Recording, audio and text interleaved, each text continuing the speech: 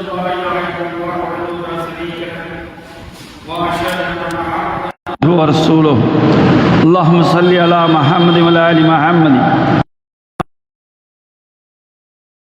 حميد مجيد اللهم بارك على محمد وعلى آل محمد كما باركت على إبراهيم وعلى آل إبراهيم إنك حميد مجيد أعوذ بالله من الشيطان الرجيم بسم الله الرحمن الرحيم والعصر إن الإنسان لفي خسر إلا الذين آمنوا وعملوا الصالحات وتواصوا بالحق وتواصوا بالصبر. ஏகனாகிய அல்லாஹுவை போற்றி புகழ்ந்தவனாக அவனால் எடுத்தறியப்பட்ட சைத்தான்களிலிருந்து பாதுகாவல் தேடியவனாக அந்த ஏகனுடைய நல்லூர் நமது முஸ்தபா ரசூலை கரீம் ஸல்லல்லாஹு அலைஹி வஸல்லம் அவர்கள் மீது அவர்கள் விட்டு சென்ற இஸ்லாத்தை தன் உயிர் கொடுத்து காத்த சத்திய சகாபாக்கள் தாபீன்கள் தபோ தாபீன்கள் நல்லதை எடுத்துச் சொன்ன இமாம்கள் மீதும் குறிப்பாக இங்கே கூடி அமர்ந்திருக்கின்ற நம் அனைவர் மீதும் உண்டாவதாக. அன்பிக்கினிய சகோதர சகோதரிகளே, அஸ்ஸலாமு அலைக்கும் வரஹ்மத்துல்லாஹி வபரகாத்துஹு. அல்லாஹ்வுடைய மாபெரும் கிருபையால் 12 நோன்புகளை முடித்தவர்களாக 13வது நோம்பினுடைய துவக்கத்திலே நாம் எல்லாம் அமர்ந்திருக்கிறோம். எல்லா புகழும் எல்லா புகழ்ச்சியும் அல்லாஹ் ஒருவனுக்கே. அல்ஹம்துலில்லாஹி ரப்பில் ஆலமீன்.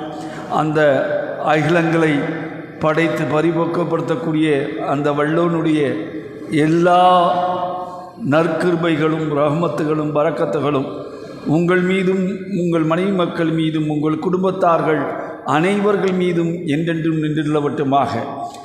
இதை பொறுத்த மாத்திரத்தில் வரலாற்றினுடைய பல பக்கங்களை நாம் பார்த்து வருகிறோம். காசாவுடைய வரலாறு என்பது இரத்த சரித்திரமாக எழுதப்பட்டிருக்கிறது.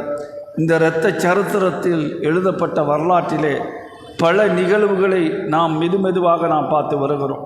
அதில் சில நிகழ்வுகளை பார்த்து முடித்திருக்கிறோம்.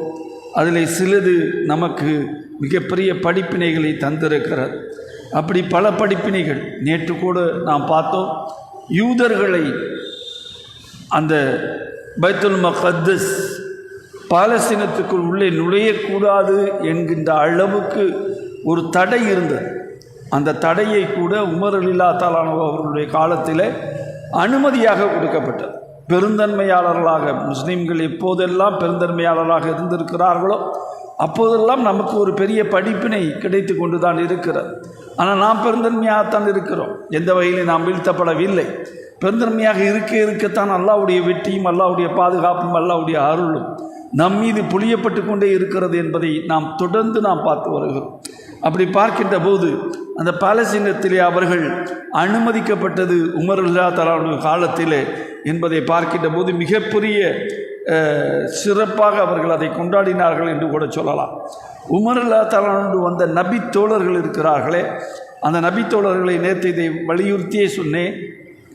அவர்களில் பல பேர் குர்ஆனை மனனம் செய்தவர்கள் இருந்தார்கள், ஆப்சாக்கள் இருந்தார்கள், மனனம் செய்தவர்கள் இருந்தார்கள், ஹதீஸ் கலையில் விற்பனர்கள் இருந்தார்கள், மிகப்பெரிய தாயிகள் இருந்தார்கள்.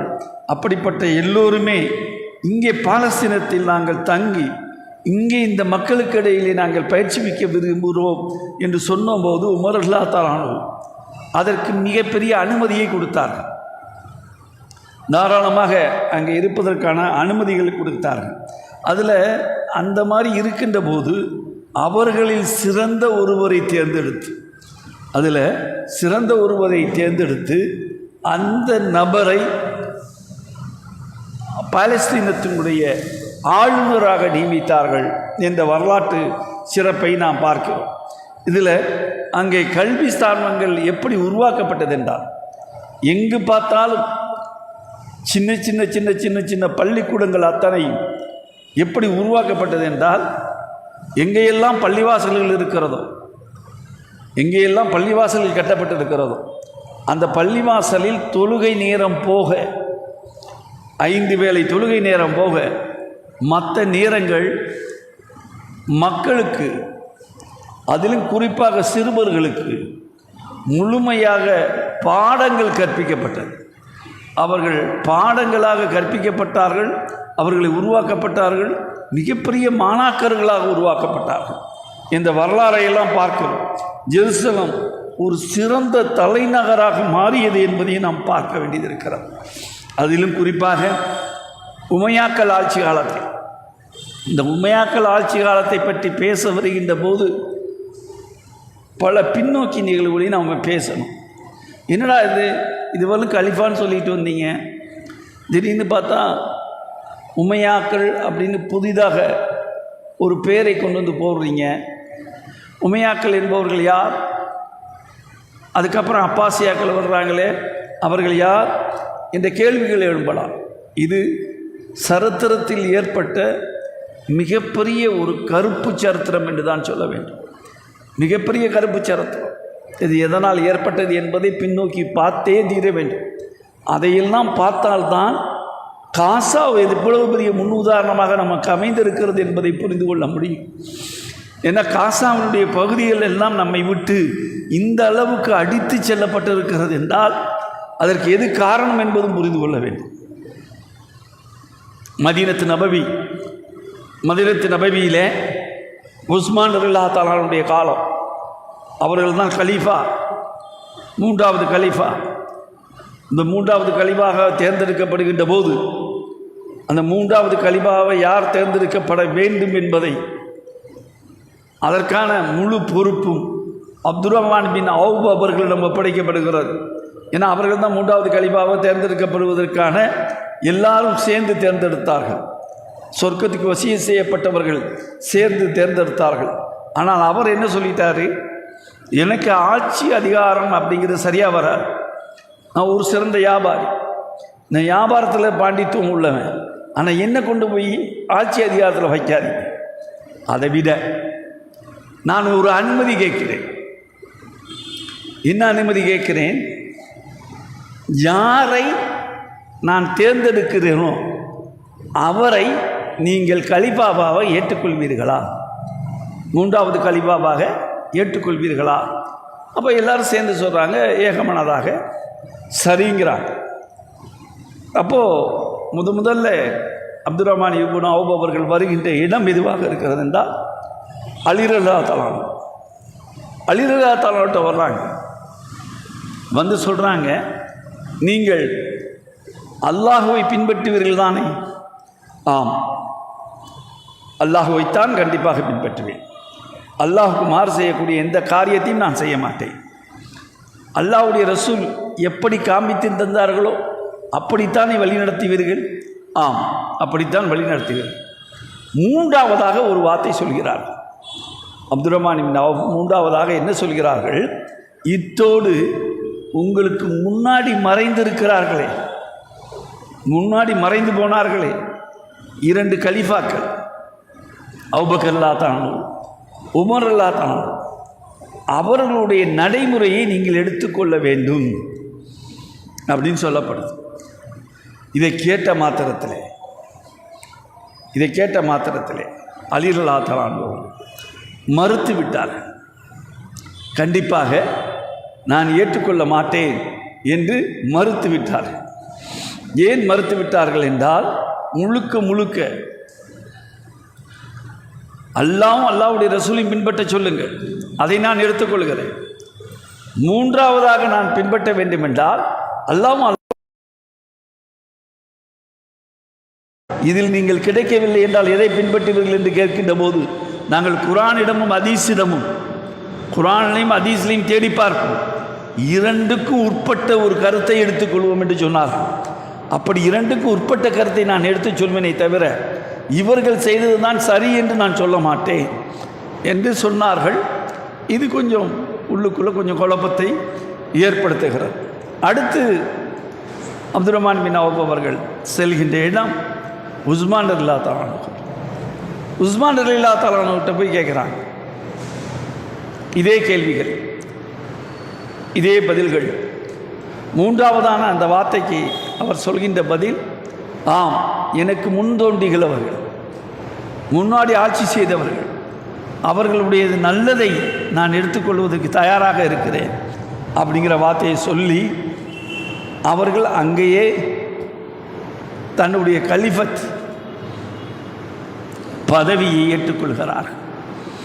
இங்கே தான் குழப்பம் ஆரம்பிச்சிச்சு. இதில் கொஞ்சம் உள்ளுக்குள்ளே கொஞ்சம் குழப்பம். ஆனால் இருந்தாலும் அலி ரலியல்லாஹு தஆலா அவர்கள் சொன்னார்கள், நான் கட்டுப்பட்டு நடப்பேன். எதுவரையிலும் உஸ்மான் அவர்கள் குர்ஆனுக்கும் ஹதீஸுக்கும் கட்டுப்பட்டு நடப்பார்களோ அந்த காலகட்டம் வரையிலும் உஸ்மான் அவர்களுக்கு நான் கட்டுப்பட்டு அவர்களுடைய கிலாஃபத் கீழே என்னுடைய வேலைகளை செய்வேன் என்று கட்டுப்பட்டு வேலை செஞ்சாங்க.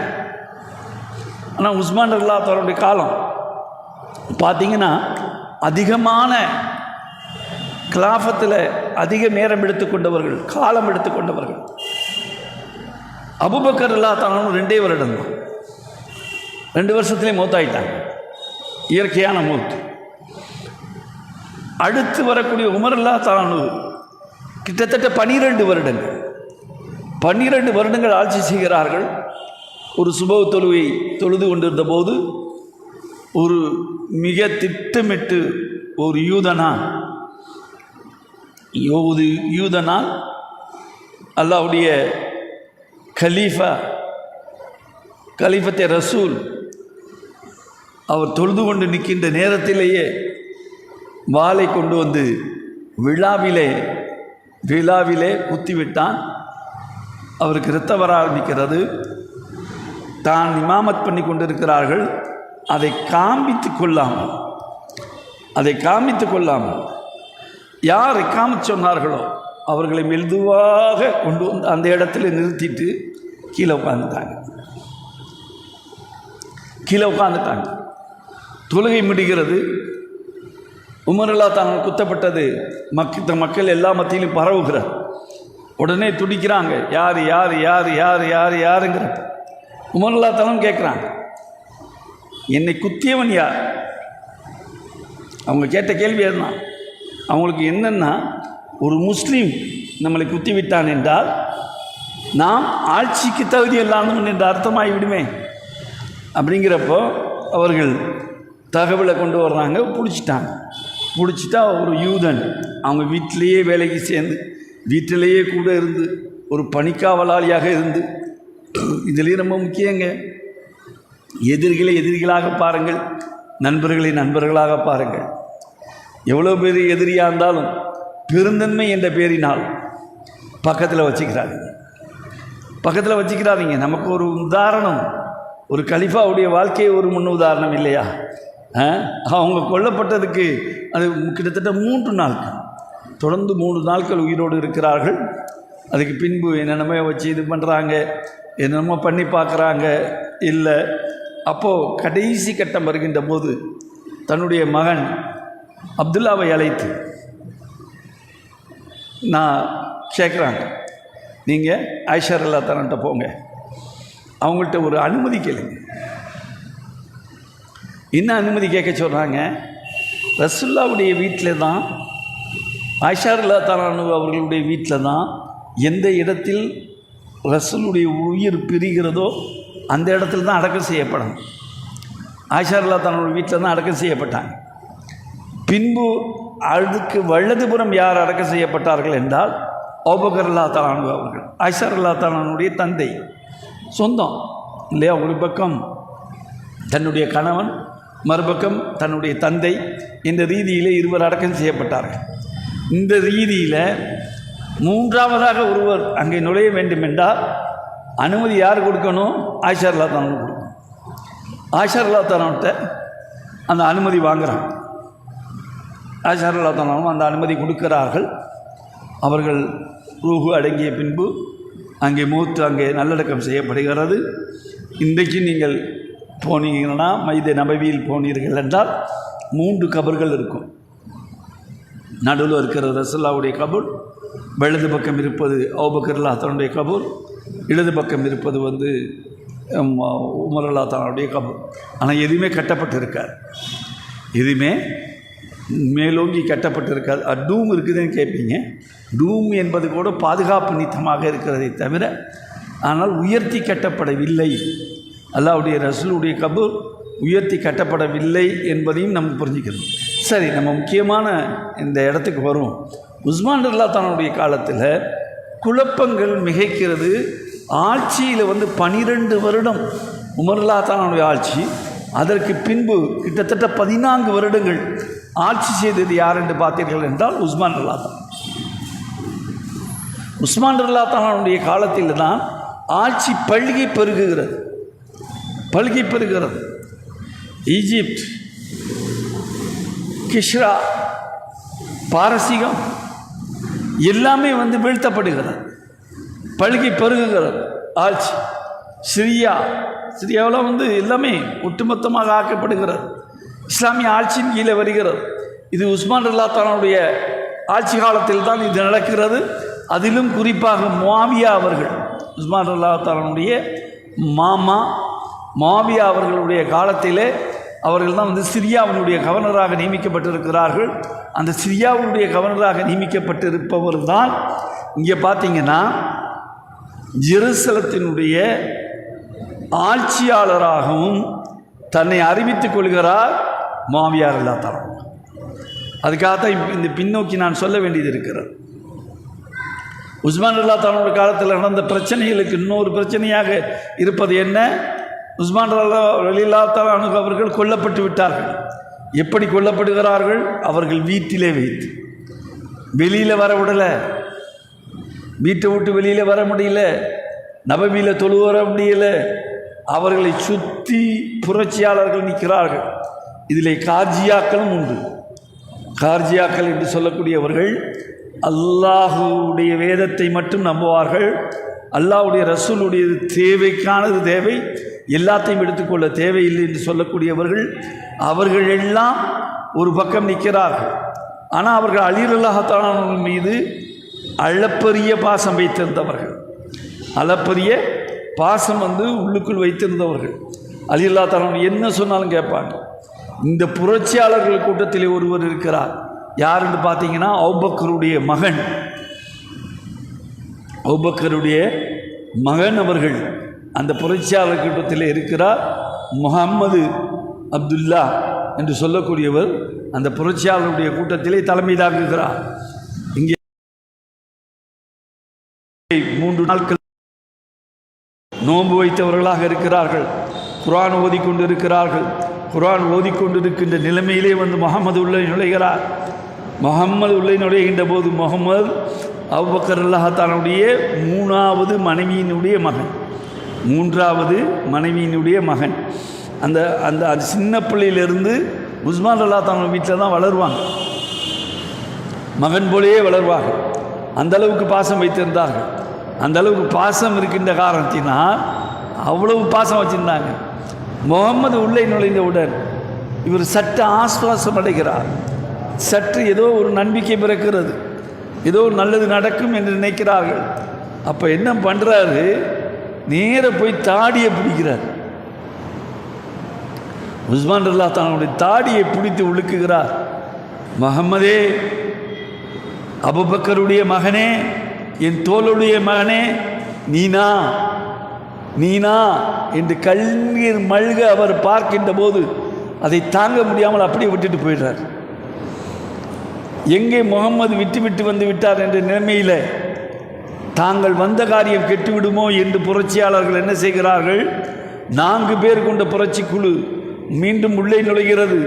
உள்ளே நுழைங்கி கத்தி எடுத்து விழாப்புறத்தில் குத்துகிறார்கள், முதுகிலே குத்துகிறார்கள், பல இடங்களில் அவருடைய ரூஹு போகிற வரையிலும் குத்தப்படுகிறது.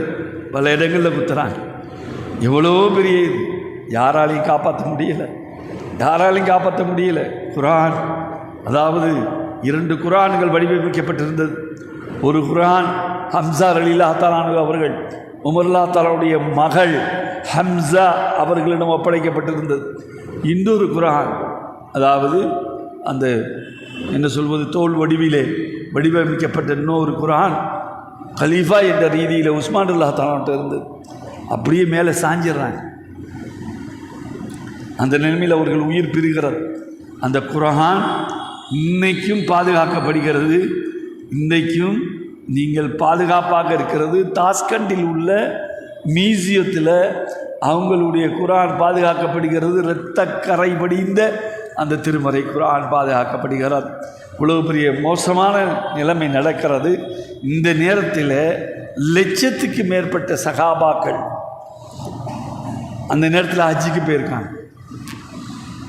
இந்த ஹஜ்ஜுக்கு போகிறதுல மிக முக்கியமான இடத்துல யார் இருக்காங்கன்னு பார்த்தீங்கன்னா ஆயிஷா ரலியல்லாஹு அன்ஹா அவர்கள் இருக்கிறார்கள். ஆயிஷா ரலியல்லாஹு அன்ஹா தான் வழிநடத்தி செல்கிறார்கள், கூட்டி செல்கிறார்கள். அந்த அவங்க போய் ஹஜ்ஜையெல்லாம் முடித்த நிலைமையில் அவங்களுக்கு தகவல் வந்து சேர்கிறது, உஸ்மான் ரலியல்லாஹு அன்ஹு அவர்கள் கொல்லப்பட்டு விட்டார்கள்.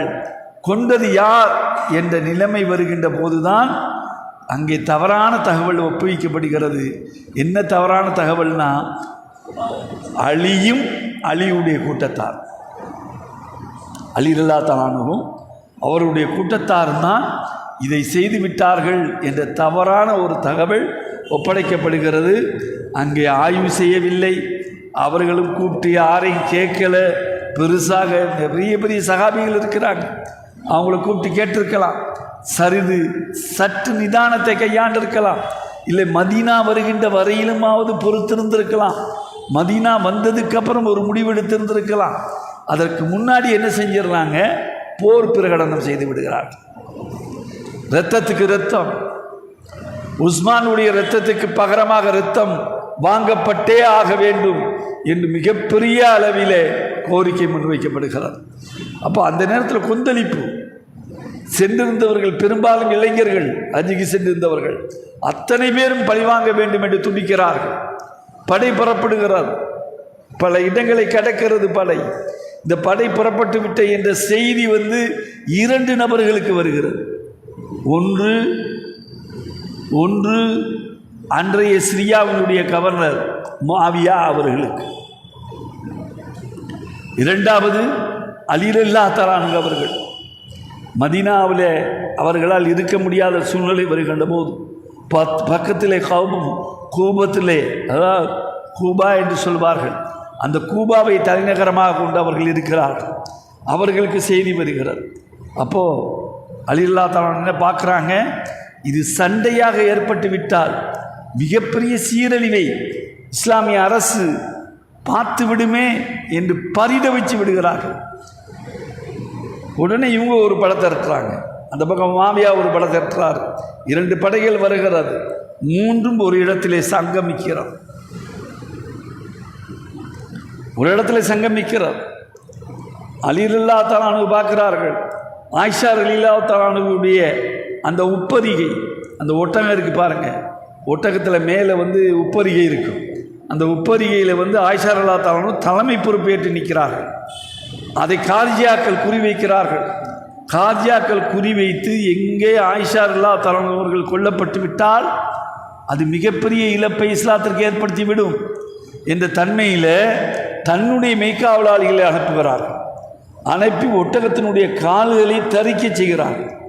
தரிக்க செய்து அவர்களை பாதுகாப்பாக அப்படியே கொண்டு செல்கிறார். ஆயிஷா ரலியல்லாஹு அன்ஹாவை பாதுகாப்பாக கொண்டு செல்கிறார்கள்.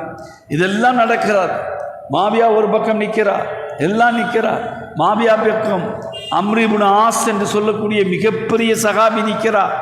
அவர் சொல்கிறார் அலிக்கு சப்தமிட்டு சொல்கிறார், அலியே, உங்களுக்கு முஆவியாக்கும் இடையிலே குர்ஆன் தீர்ப்பளிக்கட்டும், திருமறை குர்ஆன் தீர்ப்பளிக்கட்டும், வாருங்கள் என்று அறைகோள் விடுக்கிறார். அறைகோள் விடுக்கின்ற போது சொல்கிறார், எப்படி இந்த வாளை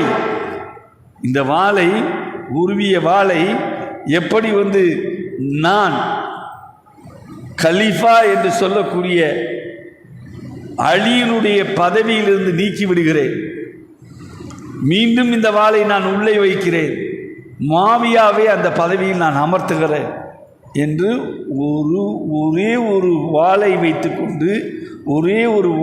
வைத்துக்கொண்டு 2 விதமான தீர்ப்புகள் அங்கே சொல்லப்பட்டது. பெரிய குழப்பம்.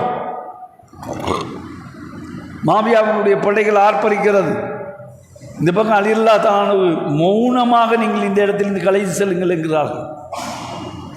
இவர்களை மிக பத்திரமாக கொண்டு செல்லுங்கள் என்கிறார்கள். பக்கத்தில் உள்ள நகரத்துக்கு ஆயிஷா ரலியல்லாஹு அன்ஹா அவர்கள் கொண்டு செல்கிறார்கள். அதுவரையிலும் ஆயிஷா ரலியல்லாஹு அன்ஹா அவர்கள் அலி ரலியல்லாஹு அன்ஹு மீது ஒரு மிகப்பெரிய வன்மம் கொண்டிருந்தார்கள். அவர்கள் மீது மிகப்பெரிய அளவிலே நம்பிக்கையின்மை இருந்தது. இதுதான் வரலாற்றிலே மிக மோசமான ஒரு கருப்பு பக்கம். இதை சொல்வதாக இருந்தால் இதே இடத்திலே கிட்டத்தட்ட ஒரு 8 ஆண்டுகளுக்கு முன்னாடி இஸ்லாமிய புரட்சி என்ற தலைப்பிலேயே நான் பேசியிருக்கிறேன், முழுமையாக பேசியிருக்கிறேன். நான் தாங்க முடியாமல் பேசியிருக்கிறேன். உமர் அல்லாஹ் தஆலாவுக்கு நடத்தப்பட்ட கொடுமை, உமர் அல்லாஹ் தஆலாவுடைய அந்த ஜனாசா கிடைக்கிறது. 3 நாட்கள் யாரும் தொட முடியவில்லை ஜனாசாவை நல்லடக்கம் செய்ய முடியவில்லை. யார்? உஸ்மான் அல்லாஹ் தஆலா அவர்கள் கொல்லப்பட்டு கிடக்கிறார்கள். யாருமே கொண்டு செல்வதற்கு யாருமே ரெடியாக இல்லை.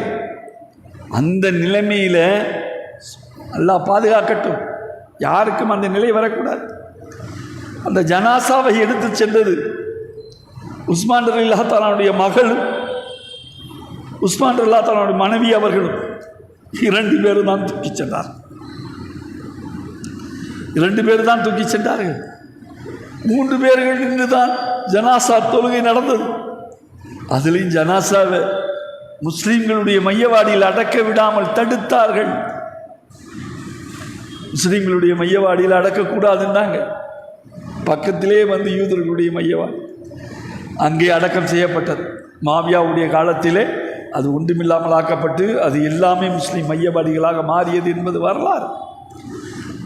எதற்காக சொல்கிறேன் என்றால், ஒரு சிறு தவறு, ஆட்சி அதிகாரத்தில் ஏற்படக்கூடிய சின்ன குளறுபடிகள், நம்மளுடைய பெருந்தன்மையான தன்மைகள் ஆட்சி என்று வருவன் வந்துவிடுமையானால் சொந்தமும் இல்லை, பந்தமும் இல்லை, உறவும் இல்லை, எதுவும் கிடையாது.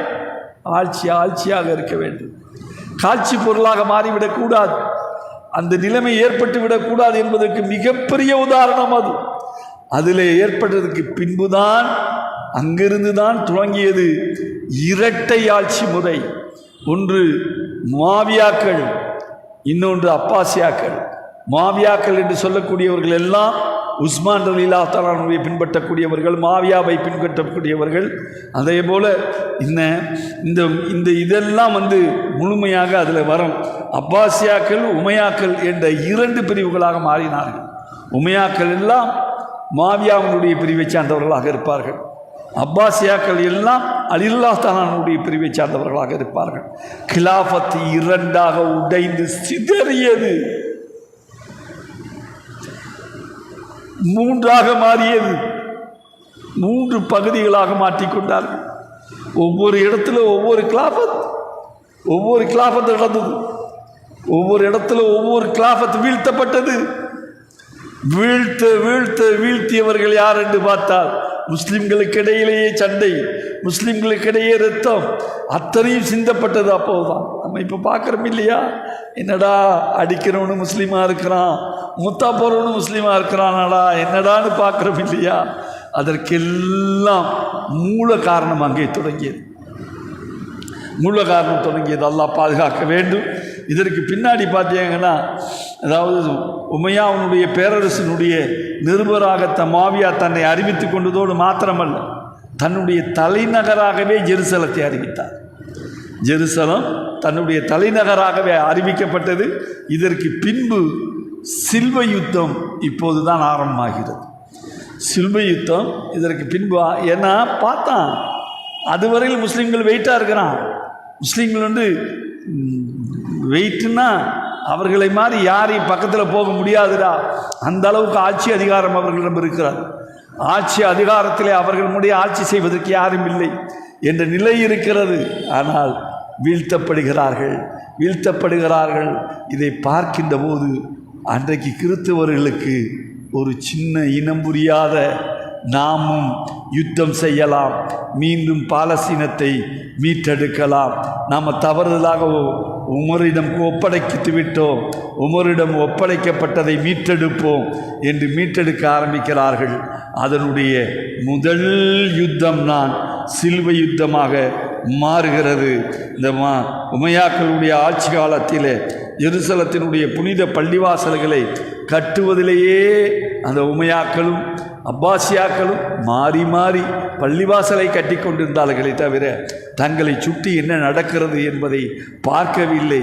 அதனால் முதல் சிலுவை இப்போது எப்படி நடக்க ஆரம்பித்தது, எப்படியெல்லாம் நாம் நம்மை இழந்தோம், அதற்கு பின்பு எப்படி மீட்டெடுக்கப்பட்டோம், அந்த வரலாற்று உண்மைகளை இன்ஷா அல்லாஹ் நம்ம தொடர்ந்து பார்ப்போம். பாலஸ்தீனத்தை பொறுத்த மாத்திரத்தில் 32,000 தாண்டிவிட்டது மௌத்தினுடைய எண்ணிக்கை. அந்த மக்களுக்காக துஆ செய்யுங்க. இப்போது பேச்சுவார்த்தை 3ஆம் கட்டத்தை தொட்டிருக்கிறது. 3ஆம் கட்டத்திலே கிட்டத்தட்ட 114 நாடுகள் ஆதரவு தெரிவித்திருக்கிறார்கள். ஐநா சபையினுடைய ஆதரவு 114 நாடுகள் தெரிவித்திருக்கிறார்கள். எதிர்ப்பு தெரிவித்திருக்கக்கூடிய ஒரே ஒரு நாடு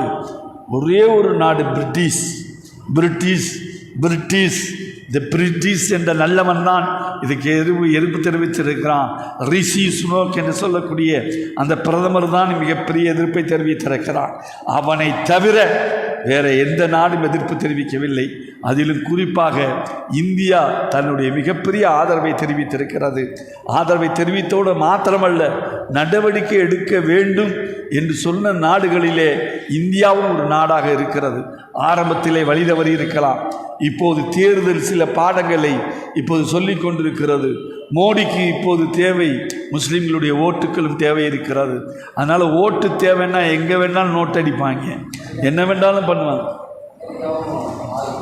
அமெரிக்கா முழுக்க ஆதரவு தெரிவித்து பாலஸ்தீனத்தின் மீது நடந்து கொண்டிருக்கக்கூடிய கொடுமைக்கு பதிலடி கொடுப்போம் நெதன்யாகு தயாராகி கொள்கின்றான். அது வேற. ஆனால் இதில் இப்போவும் தான் உருவாக்கின நாடு அப்படிங்கிற அந்த அநியாயத்தை செய்யக்கூடியவன் பிரிட்டிஷ் மட்டும்தான் செஞ்சுக்கிட்டு இருக்கிறான். அல்லாஹ் இருக்கிறான்.